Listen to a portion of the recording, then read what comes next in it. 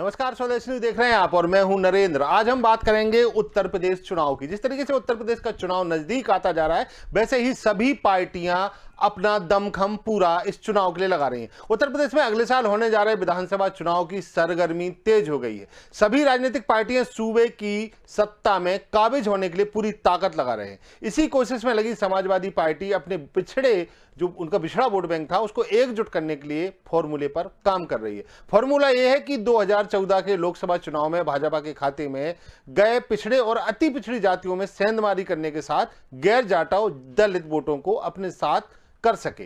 पिछली और अति पिछड़ी जातियां जो हैं उत्तर प्रदेश में, उनके साथ लाने की कोशिश में समाजवादी पार्टी अब जुट गई है। बूथ प्रबंधन के लिए भी हर बूथ पर यूथ अभियान चला रही है। इसके तहत बूथ पर 20 यूथ तैनात हो रहे हैं। सपा की यह कोशिश कितनी कामयाब होगी और दूसरी पार्टियां खासकर बीजेपी और सपा की सियासी सेहत पर इसका कितना असर पड़ेगा, इसी पर आज हम चर्चा करेंगे। और चर्चा शुरू करने से पहले आपको बता दें कि समाजवादी पार्टी की वर्ष 2012 के चुनाव के पूर्ण बहुमत की सरकार बनी थी। इस समय पार्टी ने 401 सीटों पर चुनाव लड़कर 29.13% मतों के साथ 224 सीटें जीती थी। 2017 की विधानसभा चुनाव की बात करें तो अखिलेश ने कांग्रेस के साथ गठबंधन कर चुनाव लड़ा था। समाजवादी पार्टी ने उस समय 311 सीटों पर अपने प्रत्याशी उतारे थे और 28.32% मत मिले थे।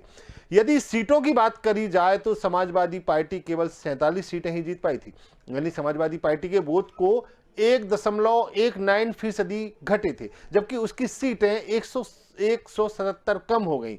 इसकी वजह यह थी कि 2014 के लोकसभा 2017 के विधानसभा चुनाव में पिछड़ी जातियां भाजपा के साथ चली गई थी। अब समाजवादी पार्टी उनके सेंधमारी करने की कोशिश में जुट गई है। समाजवादी पार्टी ने उन जातियों पर फोकस बढ़ा दिया है जो भाजपा से नाराज चल रही हैं। इनमें ब्राह्मण समाज भी शामिल है। पिछड़ी जातियों को जोड़ने के लिए समाजवादी पार्टी पिछड़ा वर्ग प्रकोष्ठ, अलग अलग जिलों में पिछड़ा वर्ग सम्मेलन और साथ साथ में चौपाल हर गांव में जाकर कर रही है। समाजवादी पार्टी प्रत्येक बूथ पर नए मतदाता बनाने के अभियान भी चला रही है।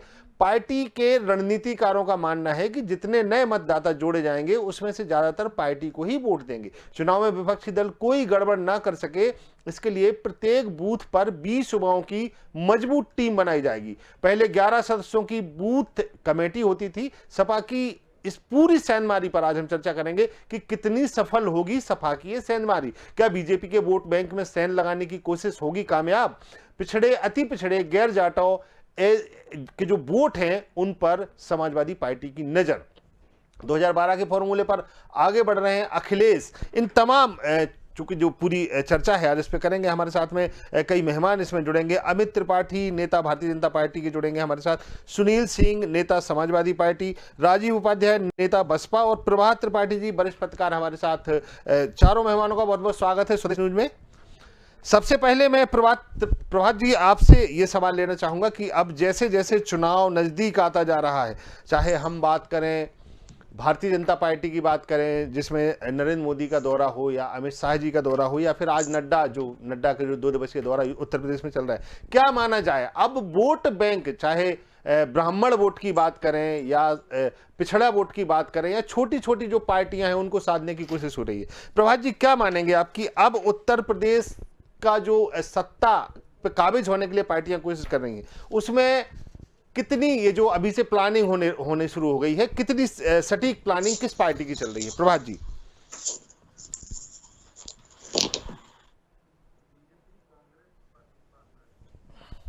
प्रभात जी, आवाज पहुंच रही है आप तक?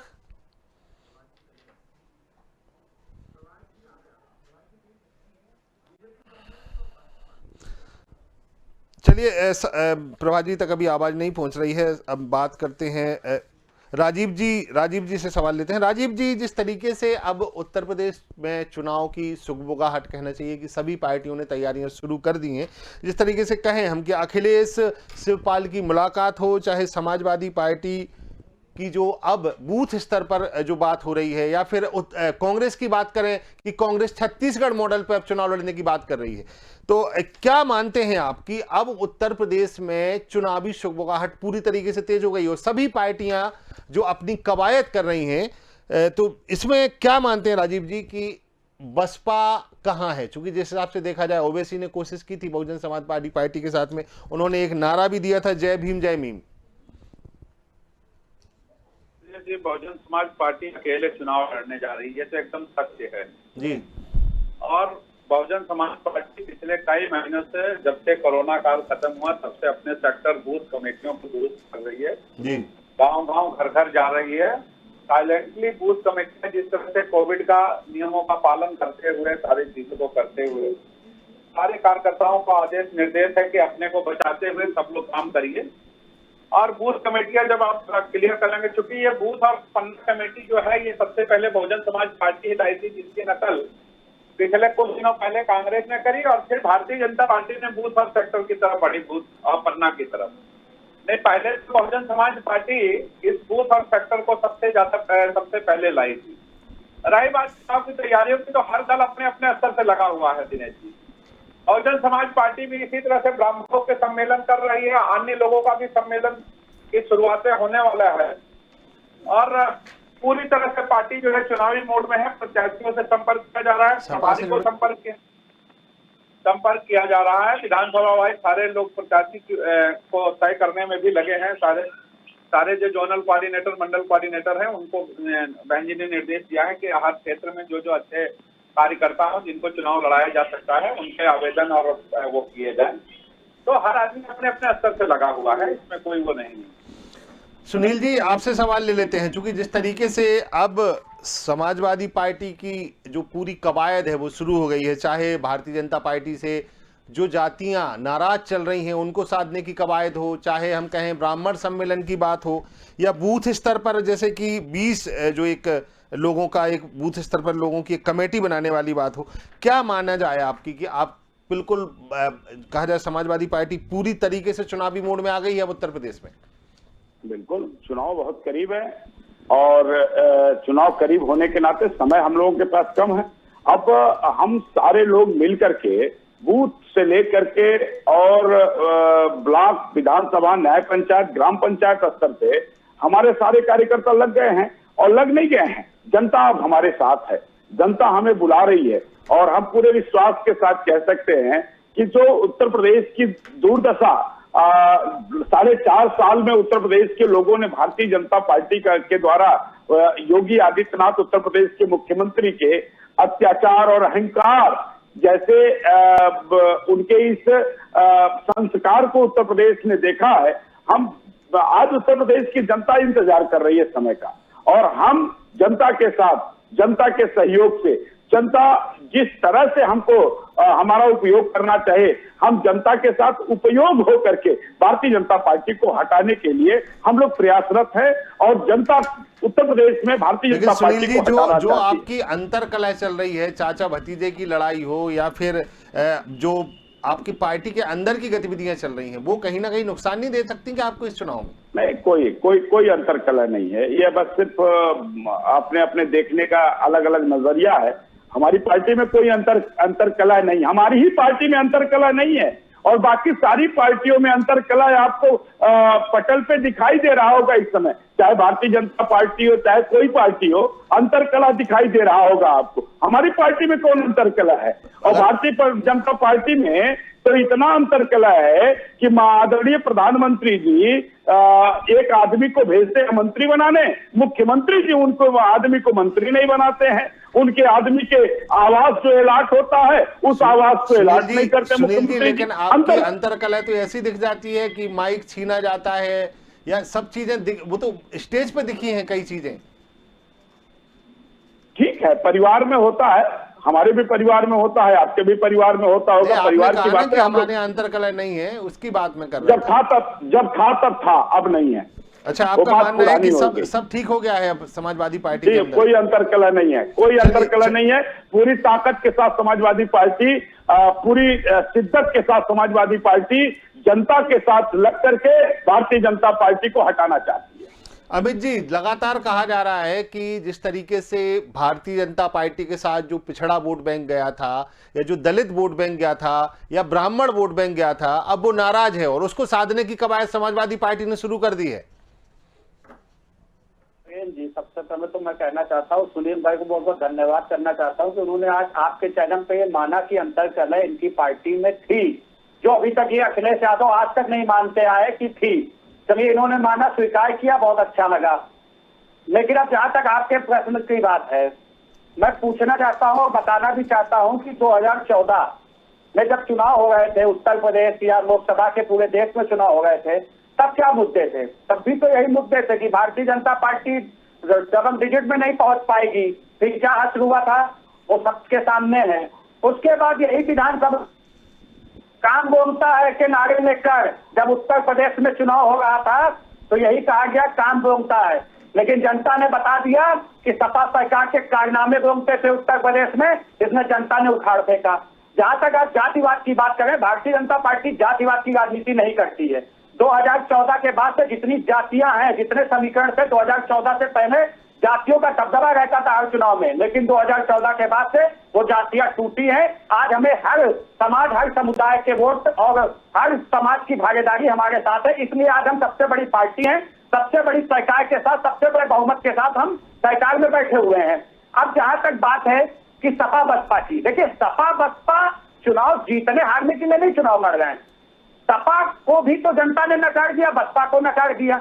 आज इनका जो खोया वजूद है कहीं ना कहीं इसको पाने का प्रयास है, और पार्टी के सामने चुनौती कोई नहीं है, क्योंकि केवल लड़ाई नंबर 2 और 3 की है। प्रथम तो भारतीय जनता पार्टी है। तो फिर इतनी मेहनत अभी से क्यों शुरू कर दी? चाहे नरेंद्र मोदी का दौरा हो, अमित शाह का दौरा हो, नड्डा ने तो अवश्य भ्रष्ट तक के लिए पूरी कहना चाहिए सभी पार्टी कार्यकर्ताओं की बैठक ले रहे हैं, तो अभी से इतनी मेहनत की क्या जरूरत? नरेंद्र जी, भारतीय जनता पार्टी की पहचान ही मेहनत से है जी। पन्ना प्रमुखों की पार्टी है और पन्ना प्रमुखों से वो प्रदेश तक और राष्ट्रीय में सबसे बड़ी पार्टी है, देश की और विश्व की सबसे बड़ी पार्टी है, वो अपनी मेहनत से ही बनी है। आप भारतीय जनता पार्टी का कार्यकर्ता तो तत्पर रहता है संगठन के प्रति, शायद ही किसी पार्टी का रहता होगा। और आज आप बात कर रहे हैं, हम तो कह रहे हैं कि हमने जो 2017 में वादे किए थे, चाहे आज देखिए 2017 में जो हमने वादे किए थे, चाहे अपराध को लेकर, चाहे शिक्षा को लेकर, चाहे रोजगार को लेकर, आज हम उस पर जनता के बीच में जाने के लिए जा रहे हैं। आज इनके पास कोई मुद्दे नहीं है, ये वो जाति पर जा रहे हैं। आज ये लोग ब्राह्मण सम्मेलन कर रहे हैं, लेकिन ये वही लोग हैं जो तिलक तराजी और तलवार इनके मारो जूते चार, ये लोग हैं। कहो मुलायम काशी राम, हवा में हो गए जय श्री राम। तो क्या इन लोगों ने किया है ब्राह्मणों के साथ? और आज मायावती जो दलितों की बेटी बनती थी, वो दौलत की बेटी बन के रह गई। ये किसी से अरे भाई त्रिपाठी जी, योगी आदित्यनाथ का चेहरा इतना बड़ा हो चुका है कि आज ये लोग उनके सामने पौने साबित हो गए। इसीलिए देखिए डिबेट में भी है जिम्मेदारी लगे हैं। पहले किसी के बीच में नहीं बोलना था। चलिए त्रिपाठी जी से एक सवाल ले लेते हैं, फिर मैं आ रहा हूँ आपके पास आ रहा हूँ राजीव जी मैं आपके पास आ रहा हूँ। सबसे पहले त्रिपाठी जी से सवाल कर लेते हैं। त्रिपाठी जी, जिस तरीके से छोटे दलों का बड़ा अहम रोल माना जा रहा है कि जो छोटे दल हैं, चाहे हम बात करें ओवैसी की, ओवैसी ने भी जाके पहले कोशिश की बसपा से कि जो एक जय भीम जय मीम की जो बात की थी, लेकिन उसके बाद वो मिल गए जाकर ओम प्रकाश राजभर की पार्टी से। क्या माना जाए कि कई पार्टियां उत्तर प्रदेश में अपना वजूद और सत्ता, कहना चाहिए कि एक तरीके से उत्तर प्रदेश में नेतृत्व खड़ा करना चाह रही हैं। देश भर की पार्टियों की बात करें, चाहे हम बात करें बंगाल से, चाहे हम बात करें तमिलनाडु से, ये जो पार्टियां हैं, जो छोटी छोटी पार्टियां उत्तर प्रदेश में क्या अहम रोल रखेंगी इस बार? प्रभात जी। देखिए नरेंद्र जी, लोकतंत्र में सबको अधिकार है अपनी बात रखने का और जनता के बीच जाने का जी। और जो छोटी छोटी पार्टियां हैं वो निश्चित तौर पे बड़ा डिसाइडेड फैक्टर होता है इनका। मतलब आज जैसे समाजवादी पार्टी और महान दल की बैठक हुई और अखिलेश वहां पहुंचे, और भारतीय जनता पार्टी, देखिए भारतीय जनता पार्टी बड़ी पसोपेश में है और सारे घोड़े दौड़ा दिए उन्होंने। आज जिस तरीके से नड्डा आए और लखनऊ में मीटिंग की और अब आगरा गए, आगरा के बाद फिर और भी जगह जाएंगे, खुद योगी जी लग रहे हैं, और यहाँ 2 डिप्टी सीएम जो है उनको आज आगरा से रोक दिया गया है। भारतीय जनता पार्टी जिस तरीके से पॉलिटिक्स करती है, जब चुनाव आता है, चुनाव का मंच सजता है, तो वहां हिंदू मुसलमान भारत पाकिस्तान होने लगता है, फिर विकास की काम की बात नहीं होती है। और भारतीय जनता पार्टी, मैं आपको नरेंद्र जी बताना चाहता हूं कि सन 90 के बाद कोई भी पार्टी की सरकार दोबारा सत्ता में वापस नहीं आई है, और मोदी जी का जो करिश्माई एक चेहरा था, उसमें कोविड काल ने डेंट लगाया है। उसमें नोटबंदी ने डेंट लगाया है। अब अगर ये राष्ट्र के नाम पे चुनाव लड़ेंगे उत्तर प्रदेश का, तो वो चुनाव की अपनी बेतरनी पार करेंगे। और मायावती के पीछे जो उन्होंने ईडी और सीबीआई लगा रखी है, मायावती कुछ बोलती नहीं है, मायावती सड़कों को करती नहीं है। इस समय चुनाव का जो सीधा सीधा मुकाबला है वो भारतीय जनता पार्टी और समाजवादी पार्टी का है। और ये छोटी छोटी जो पार्टियां हैं, प्रभात जी, कांग्रेस ने भी पूरी अपनी ताकत लगा के रखी है। जिस तरीके से छत्तीसगढ़ फॉर्मूले पर अब वो उत्तर प्रदेश में चुनाव लड़ने जा रही है। और अभी आपको पता होगा कि छत्तीसगढ़ की आईटी सेल पहुंची थी उत्तर प्रदेश में, कि आईटी सेल को उन्हें प्रशिक्षण दिया है। तो कांग्रेस को नकार देंगे क्या आप? कांग्रेस किसी लाइन में नहीं है। नहीं, देखिए नरेश जी, कांग्रेस का 90 के बाद जिस तरीके से संगठन बनना चाहिए था, प्रियंका जी को बराबर मेहनत प्रियंका जी को करनी चाहिए थी। ये नहीं कि प्रियंका जी चुनाव हो तो प्रियंका जी आए और सीधा कॉल की कोठी में रुके और चुनाव का बिल्कुल या एक किसी मुद्दे पे रोड शो कर दे या सड़क पे निकल पड़े। कांग्रेस का जो जनाधार 90 के पहले हुआ करता था, मुस्लिम, दलित और ब्राह्मण, ये कांग्रेस का कोर वोट होता था। एडी तिवारी के बाद जब क्षेत्रीय पार्टियों का उदय हुआ, क्षेत्रीय पार्टियों ने 3-3, 4-4 बार बीएसपी और समाजवादी पार्टी ने, किसी ने ब्राह्मण को बरगला के, किसी को बरगला के, किसी का मुसलमान वोट है, मुस्लिम वोट है, ये सारी चीजें करके 4-4 बार सत्ता प्राप्त की। सवाल अब ये नहीं है, सवाल ये है कि जनता त्रस्त है। भारतीय जनता पार्टी को जवाब देना होगा। जनता में जिस तरीके से भारतीय जनता पार्टी के प्रति आक्रोश है, अगर बैलेट पेपर पे चुनाव हो जाता है तो मैं निश्चित तौर पे कहता हूं कि उत्तर प्रदेश के परिणाम अलग होंगे बिल्कुल। अब कांग्रेस मेहनत करेगी, कांग्रेस 20 से 50 पहुंच जाएगी, प्रियंका आएंगी, लेकिन भारतीय जनता पार्टी चाहती है कि छोटी छोटी पार्टियों का वोट डिवाइड हो। अभी वोट पोलराइज करने का खेल चलेगा जब मंच सजेगा, और ये छोटी छोटी पार्टियां हैं, ये अपनी अपनी जाति का वोट जब काटेंगी तो इसमें विपक्ष का नुकसान होगा। अगर विपक्ष सामूहिक होके मिलकर अगर चुनाव लड़ता तो निश्चित तौर पे भारतीय जनता पार्टी को देने पड़ जाते। और आज जिस तरीके से नड्डा घूम रहे हैं, अभी अमित शाह, देखिए अमित शाह का जो मैनेजमेंट था 2017 में 300 सीटें जो भाजपा की आई हैं, अखिलेश 400 की बात कर रहे हैं, मैं उनकी बात को बिल्कुल मानता नहीं हूं, वो तो उन्होंने एक सगुफा छोड़ दिया है। लेकिन भारतीय जनता पार्टी 300 की जो बात कर रही है, मैं कह रहा हूं दावे के साथ कि 200 भी पार कर जाए भाजपा। अगर विपक्ष कायदे से चुनाव लड़ा और कायदे से टिकट का बंटवारा हुआ, और जिस तरीके की, देखिए चुनाव में अगर बैलेट से चुनाव उत्तर प्रदेश में होता है, भारतीय जनता पार्टी मैदान में आ जाए। भारतीय जनता पार्टी कहती है पन्ना प्रमुख हमारे बूथ लेवल पे बहुत मजबूती है। कोविड काल में बूथ लेवल कहां चला गया था? कोविड काल में कहां चला गया था? कोविड काल में ऑक्सीजन थी नहीं, लोग मर रहे थे। क्या लोग भूल जाएंगे जो कोविड का जो कारकाल आया था? क्या वो लोग भूल जाएंगे? प्रभात जी जवाब लेते हैं। राजीव जी, सबसे पहले मैं आपके पास आना चाहूंगा। राजीव जी, अभी जिस तरीके से कहा जाए, प्रभात जी ने भी कहा कि मैदान में अगर कोई है तो भारतीय जनता पार्टी और समाजवादी पार्टी है। आपका जो वोट बैंक था, जो आपका पारंपरिक वोट बैंक है, आपको नहीं लगता कहीं फिसल रहा है वो आपके?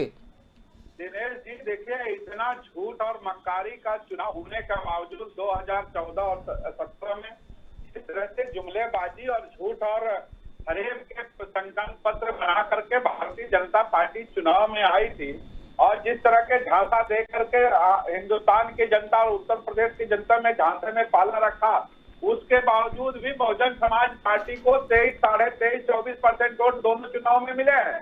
इससे ये साबित होता है कि उत्तर प्रदेश का जो दलित वोटर था वो बहन जी को छोड़ करके नहीं गया है, और दलित वोटर पूरी तरह से इंटैक्ट है। अब चूंकि पिछला चुनाव जो झांसे में ही लड़ा गया और जुमलों में ही लड़ा गया और वोटों का पोलराइजेशन हुआ, और जनता एक तरफ जाकर के भारतीय जनता पार्टी को देखना चाहती थी, और भारतीय जनता पार्टी को देखने के बाद जनता ऊब गई है। आज भारतीय जनता पार्टी, लेकिन राजीव जी, पारंपरिक वोट जो होता है वो चाहे कोई भी आ जाए, वो तो हाथ से नहीं जाता, मुझे लगता है। देखिए दिनेश जी, मैं बताऊं, बहुजन समाज पार्टी के पास, राजीव जी मैं नरेंद्र वर्मा हूं, मैं आपको बता दूं, आप 2-3 बार दिनेश जी बोल चुके हैं। अच्छा नरेंद्र जी, मैं आपको एक्चुअली में आपका चेहरा नहीं दिख रहा मुझे जी। मैं नरेंद्र जी आपको बता दें कि पिछले चुनाव में भी अखिलेश यादव से जो समाजवादी पार्टी थी, वो माननीय अखिलेश यादव जी की समाजवादी पार्टी से ज्यादा वोट बहुजन समाज पार्टी को मिला है पिछले 2017 के चुनाव में भी जी। और निश्चित तौर पे 2022 का जो चुनाव होने जा रहा है उसमें जितना भी बैकवर्ड समाज और दलित समाज 2-1% इनके साथ जो भागा था भारतीय जनता पार्टी के साथ, वो बैकवर्ड समाज और दलित समाज बैक हो रहा है बहुजन समाज पार्टी के साथ, क्योंकि बहुजन समाज पार्टी का वोटर एकदम पूरी तरह से इंटैक्ट है। और जो 4.5 सालों में भारतीय जनता पार्टी ने दलितों के ऊपर जो घनघोर अत्याचार किया, ब्राह्मणों के ऊपर थोपो नीति जो अपनाया, जो उत्तर प्रदेश के अंदर एक जातिवाद की सरकार चली, उसका पूरी तरह से नंगा नाच उत्तर प्रदेश में दिखा कि ब्राह्मण समाज थाने, चौकी, तहसील, कहीं कलेक्ट्रेट में जाने के काबिल नहीं दिखा। ब्राह्मण समाज अग्रणी रूप से अपना प्रतिनिधित्व करता था, लेकिन इन 4.5 सालों में ब्राह्मण समाज अग्रणी रूप से अपना प्रतिनिधित्व या अपने कार्यकर्ताओं को आगे लेकर के चलने के काबिल तो नहीं आपके दिखा। साथ है क्या ब्राह्मण समाज, आपके साथ है इस बार? बिल्कुल बिल्कुल बिल्कुल वर्मा जी, आप मेरे साथ बहुजन समाज पार्टी के साथ ब्राह्मण। और आप इनको मैं एक जीता जाता उदाहरण बता दूं, 2014 का जब चुनाव था तो इनके पार्टी के अध्यक्ष थे प्रदेश अध्यक्ष लक्ष्मीकांत वाजपेयी जी। लक्ष्मीकांत वाजपेयी जी सम्मानित उत्तर प्रदेश के ब्राह्मणों में से एक है। वो चाहे इनकी पार्टी के हैं, लेकिन ब्राह्मण उनको काफी, चाहे वो हमारी पार्टी का ब्राह्मण हो, समाजवादी पार्टी का हो, कांग्रेस का हो, हर आदमी उनको इज्जत की निगाहों से देखता है। लेकिन भारतीय जनता पार्टी को इस भारत की सरकार बनाने वाले लक्ष्मीकांत वाजपेयी जी, 73-72 सीटें देने वाले लक्ष्मीकांत वाजपेयी जी को किस हाशिए पे डाल दिया भारतीय जनता पार्टी ने। क्या ये ब्राह्मण समाज की आंखें बंद थोड़ी ना है? ब्राह्मण समाज जानना ये जरूर चाहता था। हाँ अमित जी, आपके पास ही आ रहा हूँ, इसके बाद आपके पास ही आ बोल रहा हूँ। नहीं पाते हैं। लक्ष्मीकांत वाजपेयी कहें तो कहें क्या कहें? ये स्थिति तो भारतीय जनता पार्टी, इस समय भारतीय जनता पार्टी के अंदर ब्राह्मणों, क्योंकि जब तक मोदी जी केंद्र में रहेंगे तब तक ब्राह्मणों की स्थिति सुधर नहीं जा सकती है। 1-2 ब्राह्मणों को उठा करके मंत्री बना देने से ब्राह्मणों का समाज का कल्याण नहीं हो सकता था। वर्मा जी, आपको याद होगा 2007 से 12 के बीच में जब बहुजन समाज पार्टी की सरकार चली थी, हमने देखा, हमने अपने जहां हम रहते हैं अपने जनपद के कार्यकर्ताओं को देखा कि ब्राह्मण समाज का नेता, ब्राह्मण समाज का कार्यकर्ता अग्रणी होकर के डीएम, एसडीएम, कलेक्टर साहब के यहाँ जाता था और वो बड़े डंके की चोट से कहता था कि बहुजन समाज पार्टी की सरकार हमने बनवाई है। सतीश चंद्र मिश्रा जी के कहने पे बहुजन समाज पार्टी की सरकार में हमारी बहुतायत सहभागिता है, लिहाजा हमारे कार्यकर्ताओं के जन उपयोगी कार्यक्रम को आप कराइए और कार्यकर्ताओं के काम होते थे। आज की डेट में मैं तो नहीं समझता कि कोई ब्राह्मण समाज का नेता कलेक्ट्रेट और तहसील में जाकर के इतनी चौड़े छाती करके 56 इंच की छाती करके और कह दिए कि नहीं हमारा ये, हमने वोट दे करके भारतीय जनता पार्टी को जो है सरकार बनाई और हमारे कार्यकर्ताओं का काम होना चाहिए। निश्चित तौर पर 2017 में ब्राह्मण समाज का बहुतायत वो तो भारतीय जनता पार्टी के साथ गया था। दूसरा पहलू बता दें वर्मा जी, जो आज इनकी स्थिति खराब हुई है, पश्चिमी उत्तर प्रदेश में इनके कार्यकर्ता, इनके नेता गांव-गांव जाने की हिम्मत नहीं जुटा पा रहे हैं। जिस तरह से किसानों को आपने ठगने का काम किया, किसानों को आज आप 9 महीने से रोड पर बैठा दिए, जो भारत का अन्नदाता, जवाब ले लेते हैं राजीव जी जवाब ले लेते हैं। अमित जी, आपका आपसे कई, जैसे ब्राह्मण नाराज हैं आपसे, पिछड़े नाराज हैं आपसे, क्यों, ऐसा क्या कर दिया आप लोगों ने 5 साल में? ये मायावती जिस तरीके से ब्राह्मण की आप बहुत बड़ी शुभचिंतक बन गई हैं, मैं इनसे पूछना चाहता हूं 2019 के चुनाव में अखिलेश यादव जी भी मंच पर मौजूद थे, सहारनपुर में वो बहनी हो गई थी और मायावती जी ने क्या कहा था, याद है इनको? पूछिए उपाध्याय जी, ब्राह्मणों के हित ने कहा था मुसलमानों एक हो जाओ। तब ब्राह्मण कहा था, तब ब्राह्मण का वोट नहीं चाहिए था, तब मुसलमान का वोट चाहिए था। अरे सुन लीजिए, मैंने किसी के बीच में नहीं बोला, जवाब सुनिए पहले। सुनिए, आपने कहा, सुनिए, ये मुझे बताइए, मायावती जी के पास सतीश चंद्र मिश्रा जी को छोड़कर कौन सा बड़ा नेता है ब्राह्मण, जरा मुझे बता दिए। और क्या सतीश मिश्रा की इतनी हैसियत है कि वो जूता उतार कर, बिना जूता उतारे और मायावती से मिलने जाकर, क्या हैसियत है उनकी? नहीं है। आप तो ब्राह्मणों को ठगने वाले लोग हैं। सुनिए सुनिए, अभी मैं एक चीज और बताना चाहता हूँ।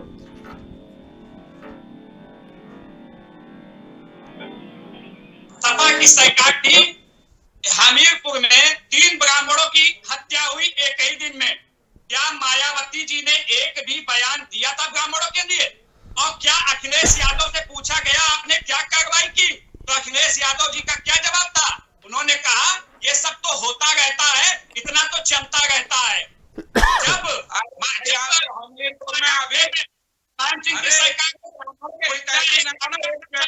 आपके मुख्यमंत्री को चिट्ठी लिखते लिखते और आपका मुख्यमंत्री एसपी से उस ब्राह्मण की हत्या करा दिए और आज तक उस एसपी को पकड़ नहीं पाई। भारतीय जनता पार्टी का चाल चरित्र चेहरे पे कहाँ उजागर हुआ कि हमीरपुर के अंदर एक व्यापारी की हत्या हो जाती है, व्यापारी आपके मुख्यमंत्री से गुहार लगाता है, उसकी सुरक्षा नहीं कर पाते हैं, पूरा उसका देखता है।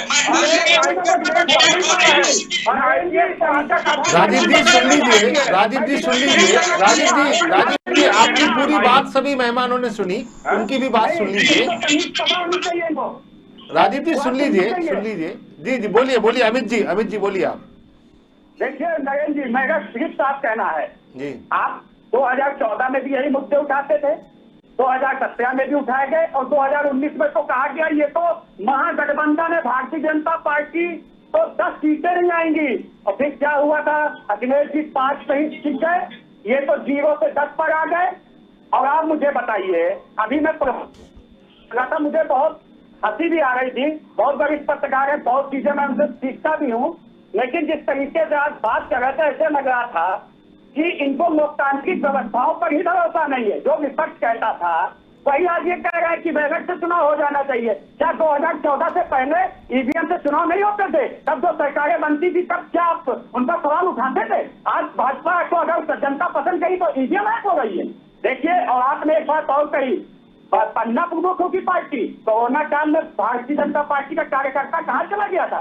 प्रभात जी, आपको मैं अभी कहिए अपने कार्यकर्ताओं के फोटो दिखाऊं, जाके पता कर लीजिएगा। हमारे तो नाबालिग नाते थी जिनके घर वालों ने मना कर दिया था उठाने को, हमारे कार्यकर्ता ने उठाया था, पश्चिम विधानसभा में रहता है, जाके जानकारी कर लीजिएगा। एक नहीं हजारों वहां से उठाने का काम किया। और मैं खुद स्वयं, मैं भारतीय जनता पार्टी का कार्यकर्ता हूँ, 40 दिन मेरा किचन चला था। आइएगा, जानकीपुरम में रहता हूँ, पूरी स्थिति आपको बताऊंगा। भारतीय जनता पार्टी के ऊपर आपको आसान है क्वेश्चन उठाना। आइए हम आपको दिखाएं हमने कोरोना में क्या क्या किया था और कैसे काम किया। आप पूछिए ये चीजें दूसरों से, विपक्ष की क्या भूमिका थी, दिखाइए आप मुझे एक भी विपक्ष के कार्यकर्ता ने जिसने नाश उठाई हो, किसी नाबालिग की नाश उठाई हो, हैसियत हो तो दिखाइए आप। केवल आप लोग भारतीय जनता पार्टी के खिलाफ और आग उगलने का काम करते हैं। हाँ, मुझे जवाब दीजिए ना की बात का। जी नरेंद्र जी, हाँ बोलिए मेरा प्रभात जी। ये कहना है कि आपकी सरकार बहुत अच्छा काम कर रही हो, लेकिन जिस तरीके से नोटबंदी के बाद किसान और जिस तरीके से कोविड काल जो ये वैश्विक महामारी आई, कहाँ ऑक्सीजन चली गई, कहाँ ऑक्सीजन के सिलेंडर नहीं थे। उत्तर प्रदेश चुनाव हुआ था 2000 जब नोटबंदी हुई उसके बाद ही चुनाव हुआ था। मुझे आप विपक्षी पार्टी का प्रवक्ता कह रहे हैं? अगर मैं आपके पक्ष में बोलूं तो आपका प्रवक्ता हो गया। अरे भाई, जो सच है उस सच को आप झुठला नहीं सकते हैं। आप जनता के बीच जाएंगे, आपके विधायक और सांसद दौड़ाए जाएंगे। अभी आप देखिएगा, आपके विधायक और सांसद को जनता दौड़ाएगी। चुनाव में आपने देखा नहीं था, आप 3 महीने बाद देखिएगा, आपके विधायक और सांसद को जनता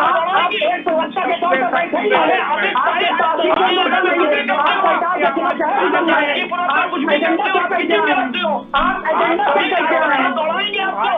आपको कार्यकर्ता आप क्यों परेशान है? आप क्यों परेशान है? किसी पार्टी के आप क्यों परेशान है? जनता दबाएगी, जनता दबाएगी। आपको बड़ी शिक्षा है ना, आपको परेशान है।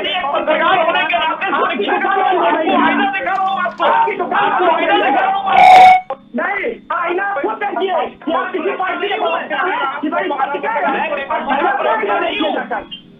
आपके खिलाफ बोलते वो हिस्ट्री टीचर हो जाएगा, वो देशद्रोही हो पार्टी हो जाइए। आपके विधायक हैं, आपकी तो हैसियत है उत्तर प्रदेश में, मायावती जी की क्या हैसियत उत्तर प्रदेश में, बताइए मुझे। आप लोग सीटें जीत नहीं पाते हैं तो आपको मुख्य लड़ने की हैसियत नहीं है। चलिए सुनील जी से सवाल ले लेते हैं। मैं आऊंगा आपके पास भी आऊंगा। सुनील जी, अब जिस तरीके से समाजवादी पार्टी प्रत्येक बूथ पर नए मतदाता बनाने की जो कवायद है वो शुरू हो गई है, उसके बाद अगर कहें तो जो गांव-गांव में चौपाल शुरू कर दी है, अखिलेश यादव फुल मूड में है, मतलब चुनावी मूड में आ गए हैं। और दूसरी चीज, चाहे आपकी साइकिल रैली हो या फिर जो जिस तरीके से आपके रणनीतिकार हैं उनका बताना है कि नए मतदाता जोड़े जा रहे हैं, क्या आपका मानना है कि जो जैसे कि जो दल हैं या जो कहा जाए कि जिस तरीके से जो जातिगत व्यवस्थाएं उत्तर प्रदेश में हैं, उनमें से कई नाराज चल रहे हैं, जैसे चाहे प्रभात जी से ही बात हुई है, राजीव जी ने भी बताया कि चाहे ब्राह्मण हो या दलित वोट हो, कहीं ना कहीं भारतीय जनता पार्टी से नाराज है, तो उसको साधने की कवायद है। क्या मानना है आपका, कैसा होने वाला है 2022 का चुनाव?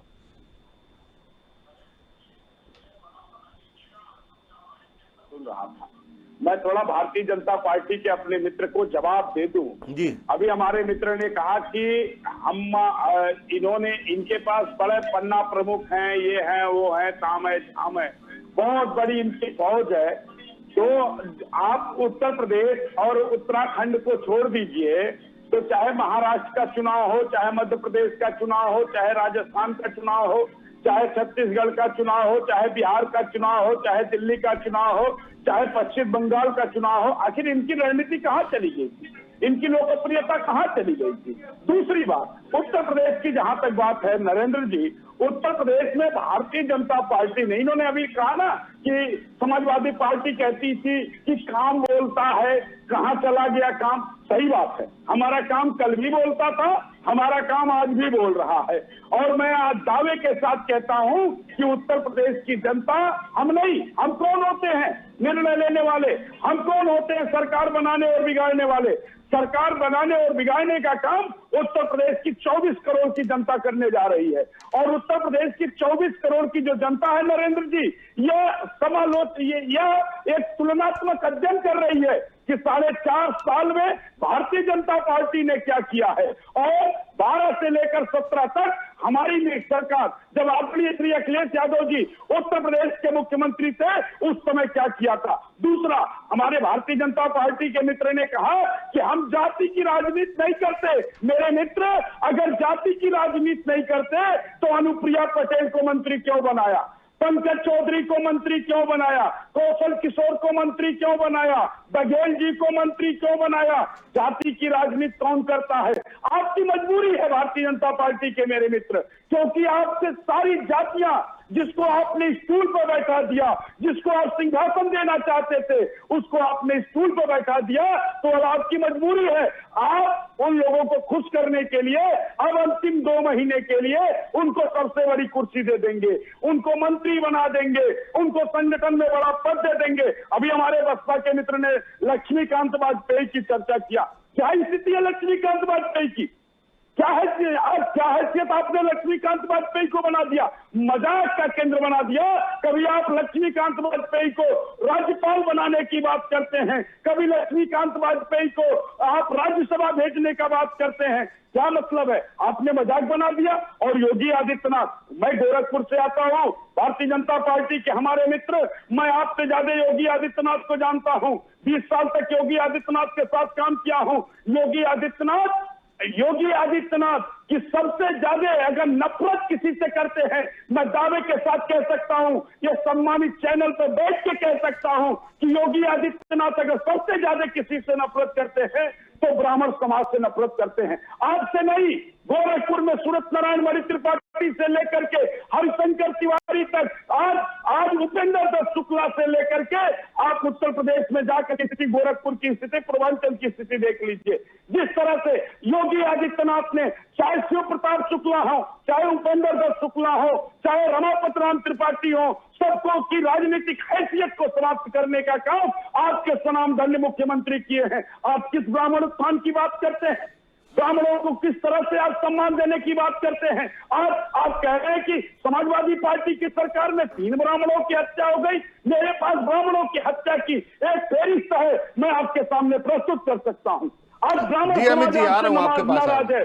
आज ब्राह्मण समाज आपसे, मेरी बात सुन लीजिए पहले, आज ब्राह्मण समाज आपसे नाराज है, आज दलित समाज आपसे नाराज है, आज पिछड़ा समाज आपसे नाराज है, आज आपका ऐसे क्षत्रिय समाज नाराज है, आज सारा समाज आपसे नाराज है। आपने सिर्फ मुंगेरी लाल के हसीन सपने दिखाए हैं। आने वाला समय आपको सबक सिखाएगा प्यारे मित्र। आने वाला समय आपको सबक सिखाएगा। जी और जी जिस अमित जी तरह कुछ से बोलना, आपको- जी अमित जी बोलिए। आज आप समाजवादी पार्टी में अपनी महत्वाकांक्षा पूरी करने आए हैं तो आपको खराब न लगे। अरे आप सुनिए ना, आप सुनिए ना, आप सुनिए ना, आप क्यों बोलना है बीच में? सुनिए ना, अरे सुनिए ना। बोलिए बोलिए अमित जी बोलिए, अमित जी बात पूरी करिए, अमित जी बात पूरी करिए। क्यों खुला है, दरवाजा खुला हो, आ जाइए। अमित जी आप अपनी बात रखिए, अमित जी आप अपनी बात रखिए, जारी रखिए अपनी बात। अरे आपकी दुकानें बंद हो गई थी, आपने जो ठगी की थी, आपने योगी के साथ जो भ्रष्टाचार किया था, आप निकाले गए, आप हो जाएगा आपकी दुकान। इसलिए समाजवादी पार्टी में आए, ये तो बताइए ना। आप तो भ्रष्टाचारी थे, ये तो बताइए। अरे भ्रष्टाचारी थे, अरे बस दिलाने लगे आप सुनील जी, आज सुनने में खाना खराब होने लगे, परेशान हो गए। सुनील जी उनको बात पूरी कर लेने दीजिए, आपकी पूरी बात सुनी है उन्होंने शांति से। क्या बात करेगा आदमी व्यक्तिगत होकर? अमित जी बोलिए, आप अपनी बात पूरी करिए। अरे ठाकुर जी, अरे सुनिए तो, अरे आपको तो खुद भी शर्म आनी चाहिए, आपको तो अरे तुम करो यार, तुम करो यार, देश की जनता से माफी मांगो यार, देश की जनता से माफी चाहिए। अरे बंद किया है भारतीय जनता पार्टी के लोगों ने अपनी हैसियत देखो, हमारी हैसियत क्या है? हमारी हैसियत क्या है? बताओ ना,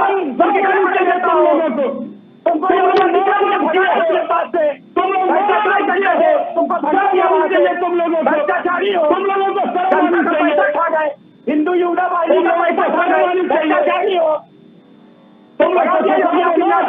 हम भ्रष्टाचारी हो तो करवा दो ना, काउंटर करवा दो ना, काउंटर करवा दो, तुम तो काउंटर भी करवाते हो।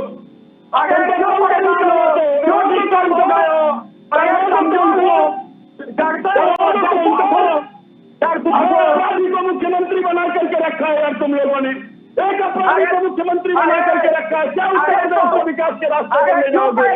उसी मुख्यमंत्री से डरते हो, मुख्यमंत्री से डरते हो, सुनील सिंह की हालत खराब होती है योगी आदित्यनाथ।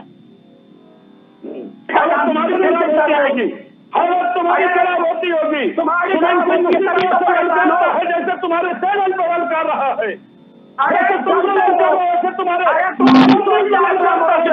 सुनील सिंह की सोच क्या है ब्राह्मणों के लिए? सुनील सिंह ने ब्राह्मणों को गाली बकने का काम गोरखपुर की गाली में किया था। सुनील सिंह से बड़ा कोई ब्राह्मण विरोधी है क्या? सुनील सिंह अरे वो तो पता चल रहा है, वो तो पता चल रहा है कौन ब्राह्मण विरोधी है। तुम जा करके आदित्यनाथ का इतिहास पढ़ो पहले, आदित्यनाथ का इतिहास पढ़ो पहले। अरे इतिहास तुम्हें कुछ जानकारी नहीं है, जा करके अपनी बुद्धि को दुरुस्त करो पहले। नहीं जा करके बुद्धि को दुरुस्त करो।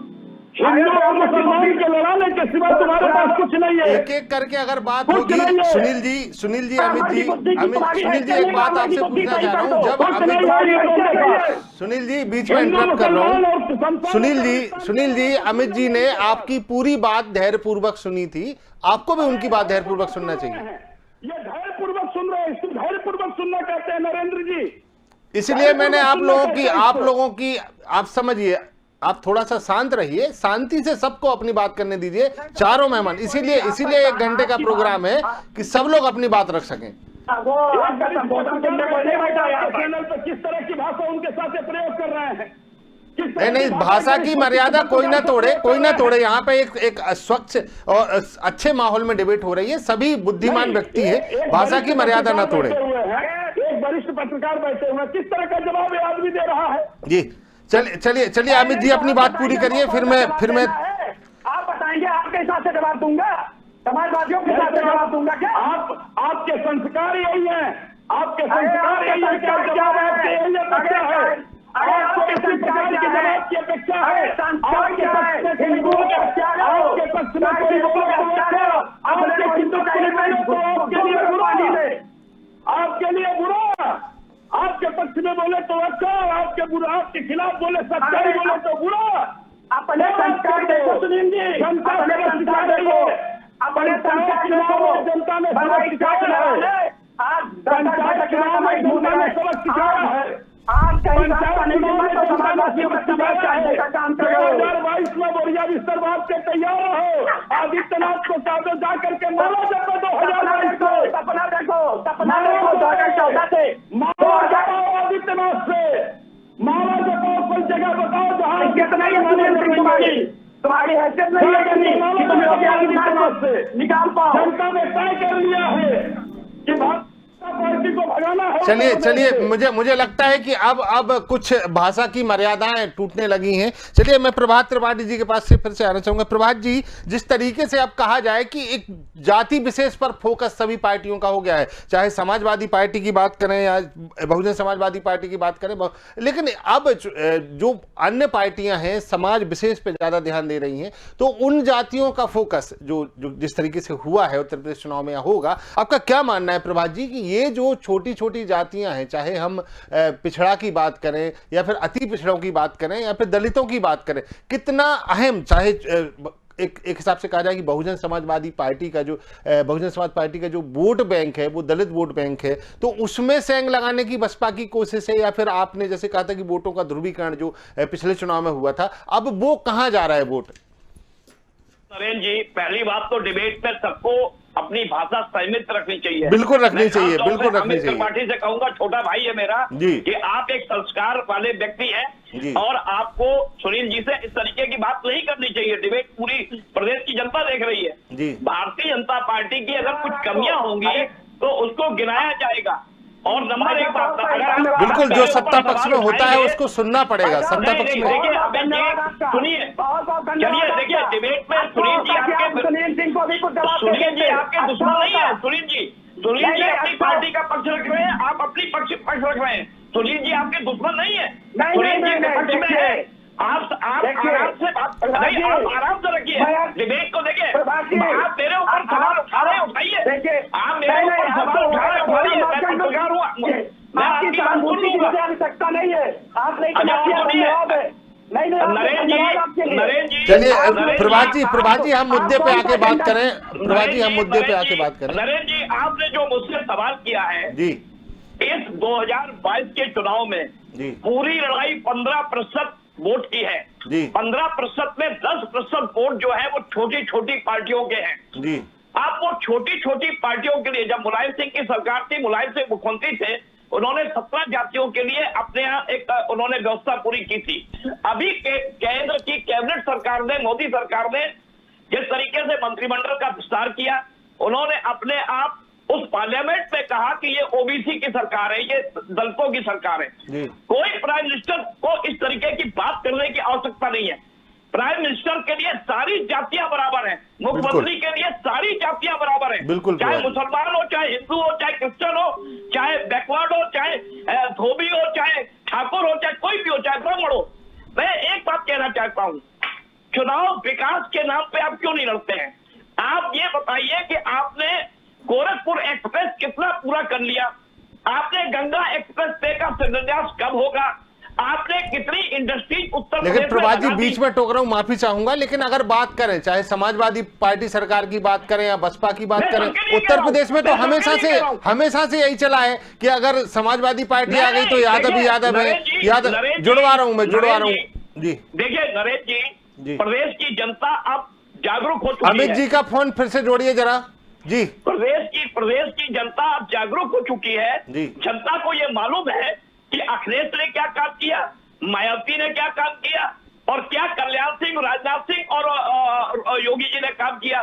काम के आधार पे वोट मिलेगा 2022 का, चाहे मोदी जी आ जाए, चाहे योगी जी आ जाए, चाहे अखिलेश हो, चाहे मायावती हो।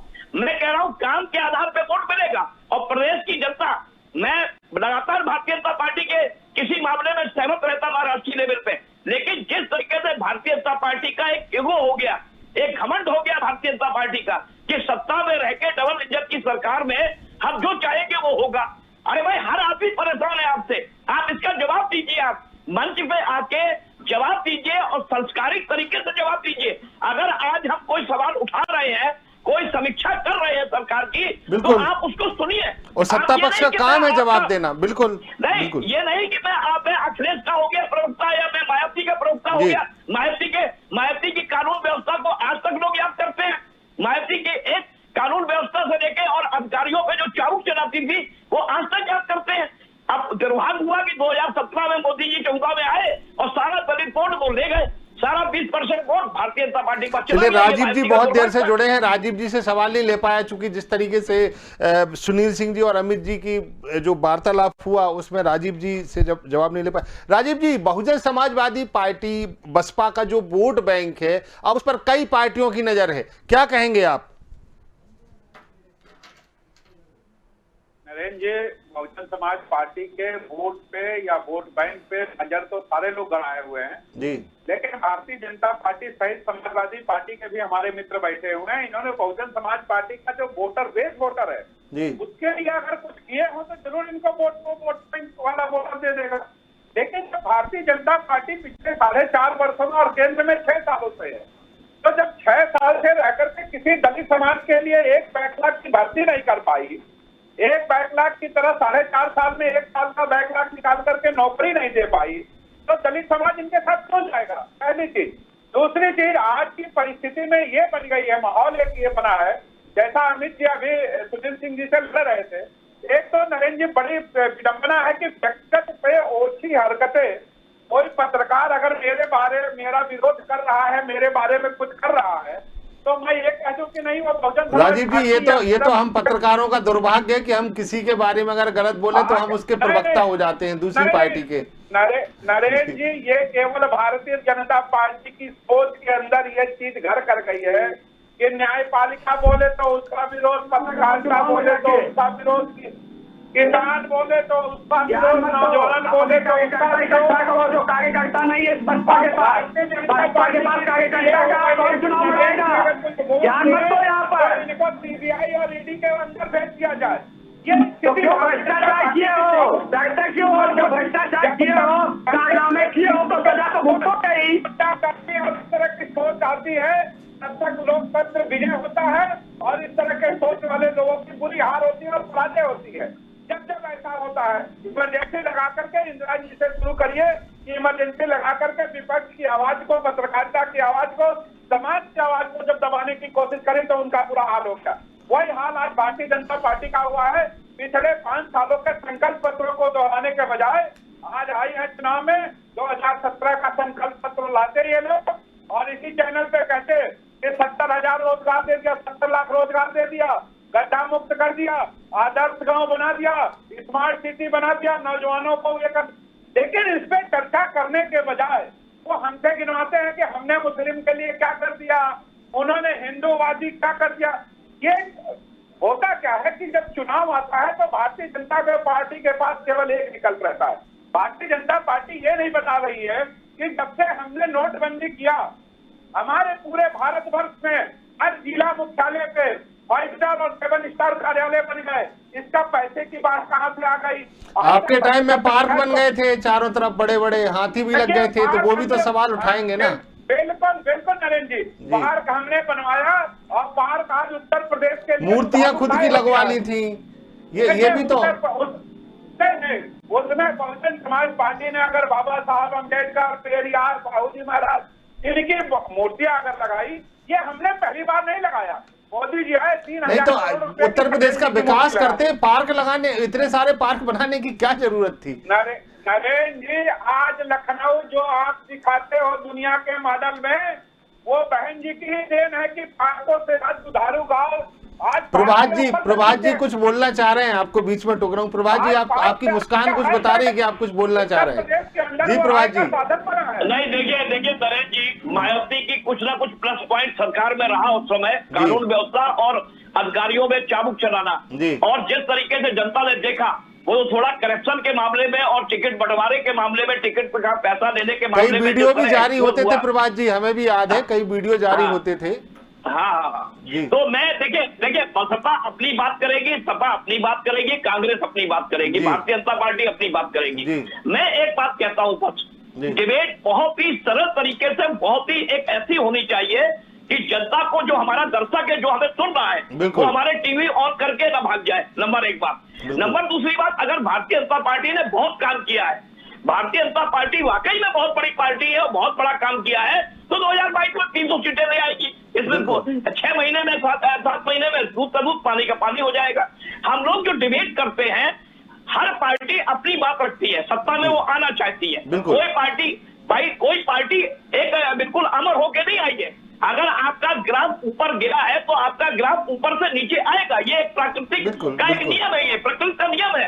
अगर 6.5 साल आपने डबल इंजन की सरकार चलाई केंद्र में, और अगर वाकई में मोदी जी का चमत्कार होगा, देखिए मोदी जी का चमत्कार जो राज्यों को प्रभावित करता था, मुझे नहीं लगता कि अब इस चुनाव में मोदी जी का मंच, अगर मोदी जी मंच पे आएंगे तो कोई प्रभाव पड़ेगा।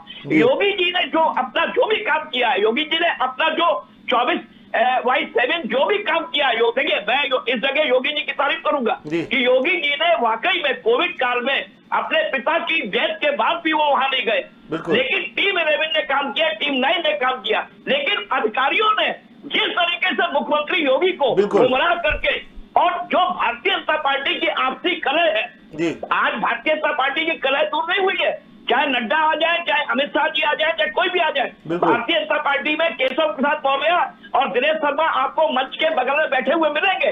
कलह तो सभी पार्टियों में है, लेकिन प्रभात जी कलह तो सभी पार्टियों में है। नहीं, सभी में है। मैं सबके लिए कह रहा हूँ, मैं कह रहा हूँ कि अगर ब्राह्मणों का हितैषी जो भी पार्टी है, हम कह रहे हैं चाहे कांग्रेस है, चाहे समाजवादी है, चाहे भारतीय जनता पार्टी है। प्रभात जी समय की कमी है, थोड़ा सा अमित जी के सभी मेहमानों का एक कमेंट ले लूं मैं। नहीं, देखिए इस समय ब्राह्मणों की लड़ाई चल रही है सारे पार्टियों में।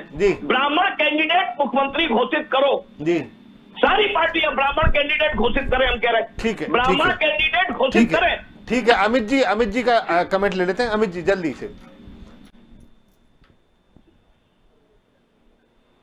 आवाज बढ़ाइए अमित जी की।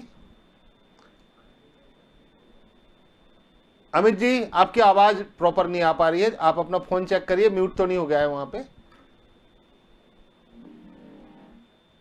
जी अमित जी बोलिए। देखिए, मैं इतनी बात कहना चाहूंगा कि आज प्रभात जी इतना परेशान तो सपा बसपा कांग्रेस राष्ट्रीय पार्टियों को या क्षेत्रीय पार्टियों को होना चाहिए कि नड्डा जी आ गए हैं, उनको सवाल उठाना चाहिए। जिस तरीके से प्रभात जी परेशान है कि नड्डा जी क्यों आ रहे, प्रधानमंत्री जी क्यों आ रहे हैं, कहीं ना कहीं ये तो दर्शाता है कि पार्टी से ज्यादा तो यही परेशान है। और क्यों नहीं आएंगे राष्ट्रीय अध्यक्ष? भारतीय जनता पार्टी के राष्ट्रीय अध्यक्ष वो आएंगे, वो अपनी चीजों को दुरुस्त करेंगे। अमित जी बहुत जल्दी बात खत्म करिएगा, समय की कमी है, सिर्फ 5 मिनट का टाइम है, अब 30 सेकंड में अपनी। जी देखिए, 2014 के बाद से जितने भी चुनाव हुए, हर बार भारतीय जनता पार्टी के लिए चुनौती बताई जाती थी, इस बार भी बताई जा रही है, लेकिन हर चुनौती को Bharatiya Janata party first division से पास करती है। ये लोग फेल होते आए हैं, उस पर चर्चा नहीं होती है। फिर ये इस बार नया सिगुफा खेले हैं कि 2022 में हमारी सरकार बन जाएगी। अरे तो हम भी तो कह आइए ना मैदान में, 2022 में दूध का दूध पानी पानी। चलिए अमित जी सुनील जी से एक आखिरी कमेंट ले लेते हैं। सुनील जी क्या मान रहे हैं आप, 2022 में चलेगी साइकिल? हम तो सपा की तरफ से बैठे हैं, अमित जी भाजपा की तरफ से बैठे हैं, हमारे मित्र बसपा की तरफ से बैठे हैं जी। लेकिन प्रभात जी यहाँ पे जनता के तरफ से बैठे बिल्कुल बिल्कुल, एक पत्रकार की हैसियत से वो वहाँ पे बैठे हुए हैं। एक पत्रकार की हैसियत से बैठे हुए हैं जी। एक पत्रकार की हैसियत से बैठे हुए हैं। सुनील जी, आप अपनी कर रहे हो? सुनील जी जल्दी से अपनी बात पूरी करिए, समय की कमी है। एक दूसरे से क्या कहा उस पर चिंता मत कीजिए। भाजपा बोलने देगी तब तो। सुनील जी जल्दी से ना, जब सपा नहीं बोलने दे रही थी तो भाजपा कैसे बोलने देगी? अभी तो सुनील भाई भाजपा कभी किसी को सपा ने नहीं रोका, सपा ने कभी किसी को नहीं रोका। तो चलिए मुझे लगता है फिर से गर्मा गर्म बहस शुरू हो गई है। हमारे चारों मेहमानों का बहुत बहुत शुक्रिया हमसे जुड़े। लेकिन जिस तरीके से इस बार कहा जाए कि जो पिछड़ी जातियां हैं या फिर ब्राह्मण वोट हैं, उन पर पूरा फोकस अब पार्टियों ने बना लिया है। और जिस तरीके से सपा ने जो बूथ स्तर पर काम की बात करें या फिर उन जातियों को साधने की बात करें जो भारतीय जनता पार्टी से नाराज चल रही हैं, उन पर भी अपना पूरा तरीके से फोकस बना लिया। अब देखना यह होगा कि 2022 में सपा की जो सेंधमारी है वो कहां तक कामयाब होती है। फिलहाल इस कार्यक्रम में इतना ही, बने रहिए हमारे साथ, देखते रहिए स्वदेश न्यूज।